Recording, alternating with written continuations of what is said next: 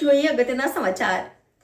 રાજસ્થાનના પ્રતાપગઢ શહેર મ્યુનિસિપલ કાઉન્સિલમાં 2 વર્ષ ચાલી રહેલા ડીઝલના બિલમાં ગોટાળા અંગે કમિશનર જીતેન્દ્ર કુમાર મીણાએ મોડી સાંજે એક કર્મચારીને સસ્પેન્ડ કરીને તપાસ શરૂ કરી છે।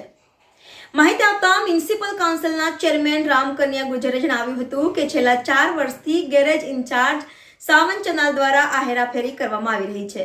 મેં 1 વર્ષ પહેલા ફરિયાદ કરી હતી, પરંતુ સત્તાધીશોએ આ બાબતને ગંભીરતાથી લીધી ન હતી। 1-2 વખત પેટ્રોલ પંપ બદલ્યા બાદ પણ બેફામ કર્મચારીએ ડીઝલના બિલમાં હેરાફેરી કરી હતી, જેના કારણે નગરપાલિકાને કરોડો રૂપિયાનું નુકસાન થયું હતું। પેટ્રોલ પંપ બદલતા જ મામલો સામે આવ્યો। નગરપાલિકાના અધ્યક્ષ રામકન્યા ગુર્જરે જણાવ્યું કે 4 વર્ષમાં 3 પેટ્રોલ પંપ બદલ્યા બાદ ચોથા પેટ્રોલ પંપ પર વાહનમાં ડીઝલ ભરવામાં આવ્યું અને 2 લાખ રૂપિયાનો તફાવત આપ્યો।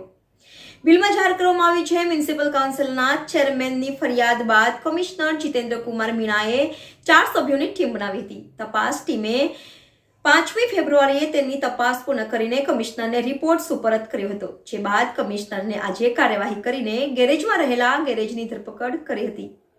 ચાર્જ સાવન ચનલ સસ્પેન્ડ, અધ્યક્ષ હવે ગડબડ થઈ ગઈ છે। રકમ વસૂલવા કમિશનર સમક્ષ માંગણી કરવામાં આવી છે, જેથી ભવિષ્યમાં આવી અન્ય ભૂલો ન થાય। રિપોર્ટર આશીષ ન્યાતી, NN ન્યૂઝ, રાજસ્થાન। દર્શક મિત્રો, તમારી આસપાસ બની રહેલી અવનવી ઘટનાઓ વિશે જાણવા માટે NN ન્યૂઝને લાઇક કરો, શેર કરો, સબસ્ક્રાઇબ કરો અને બેલ આઇકન પ્રેસ કરો, જેથી આપને નોટિફિકેશન્સ મળતી રહે।